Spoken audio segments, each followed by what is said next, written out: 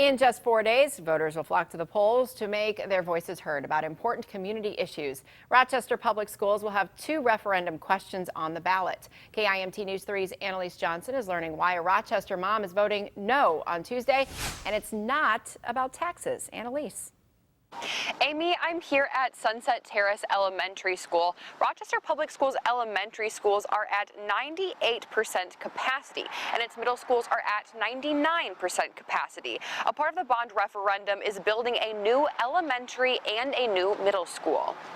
I absolutely agree that Rochester Public Schools are overcrowded and the projections for growth are real, and we're going to grow more, and we need to accommodate all of that. Where I disagree with RPS on the referendum is, frankly, I don't think they asked for enough. Angela Gupta has children in Rochester elementary and middle schools. She's voting no to RPS's bond referendum because she doesn't think that building 2 big schools and busing children to them is the answer. It's not good for student learning. It may not be cheaper, and I don't think it's what many people want. She's willing to pay more in taxes for a different option and believes there may be many Rochester residents who feel the same. The only choice before us that they've offered are more big schools, and they don't know if we're willing to pay for a different outcome because they didn't ask in the winter survey. In October, I attended an informational session on the referendum presented by Linda Freeman, co-chair of Strong Schools for Rochester. Our mission is to give people the details, break it down for them so that they know what's in there. Nothing's hidden, nothing's under the table.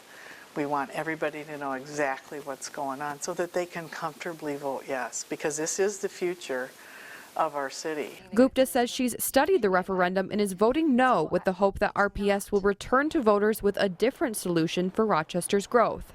I very much hope it doesn't pass, and then I desperately hope that RPS will engage in a real and meaningful iterative conversation with the community to get these creative solutions out there. I think there's a ton of creative energy in this town for a positive future, and I don't think RPS did a good job of tapping into that. Their engagement felt a lot like talking at me and not engaging with me. The 2 questions in the bond referendum are the only items Rochester residents are voting on Election Day. Gupta is concerned that only people who feel passionately for or against the referendum will be showing up to vote, not the entire community. Live in Rochester, Annalise Johnson, KIMT News 3. Thanks, Annalise. Early voting is open at the Edison building.